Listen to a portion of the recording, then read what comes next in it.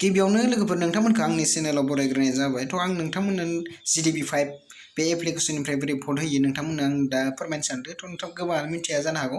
नोंथांमोना नायलांबाय थादो। गिबियावनो फैनांगोन मबाइल क्रमआव। थ' मबाइल क्रमआव थांग्रोनोसै जों दा। नोंथांमोना नायलांबाय था आं बोरै फोरोंलांगासिनो नोंथांमोना बे आंनि फोरोंनाय फल' खालामबाय थांबानो नोंथांमोना नबजित नार्जारिनो भट होनो हागोन। थ' फार्स्टआवनो क्रमखौ अपेन खालामसै। बे क्रमआव फैबाय बे गुगोल क्रमआव। बे गुगोल क्रमआव क्लिक खालामनाय लोगो लोगो नै बिदि अपसन मोनसे फैगोन। नोंथांमोना नायलांदो बिदि अपसन फैनाय लोगो लोगो DID लिटिल मास्टार भट होननानै आङो सार्च खालामबाय। सार्च खालामनानै ओमफ्राय DID लिटिल मास्टार बे 22 गाहायाव लिरनाय दोङो बेयाव क्लिक खालामना होदो। क्लिक खालामनाय लोगो लोगोनो बेफोरबायदि अपसन मोनसे अपेन जागोन हा। ओमफ्राय गाहायाव बोख्लायलांबाय थादो। नबजितनि सावगारिखौ नागिरलांसै। थ' नबजितनि सावगारिखौ नागिरै नागिरै नबजितनि सावगारिया फैबाय। बेयाव भट फर नबजित होननाय दोङो बेयाव क्लिक खालामनांगोन दै। बेयाव क्लिक खालामना होदो।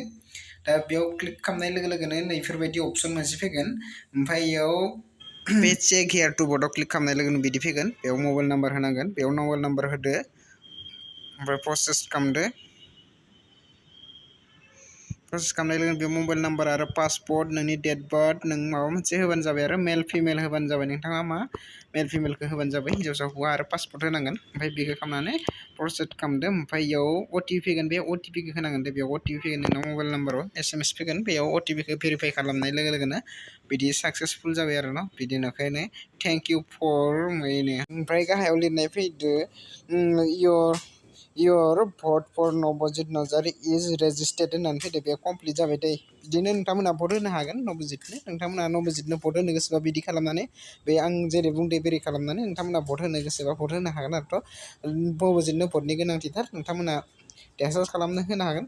बिदिनो आरो जायनो नोंथांमोना जायखौ फसायो बेखौ भट होनो हागोन। थ' बर'नि फिसा नालाय बर'नो जेनेबा नबजित नार्जारिनो नोंथांमोना भट होनो हागोन। बे खनसेल' भट होनो हायो बेयावनो।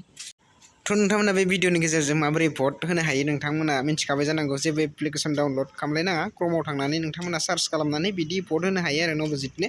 थ' नोंथांमोना गासैबो नबजितनो भट होदो। थ' भिडिअखौ मोजां मोनदोंबा लाइक एन्ड शेयार खालामना होदो आरो चेनेलखौ साबसक्राइब खालामाखैबा साबसक्राइब खालामदो। थ' लोगोफोर बाय बाय।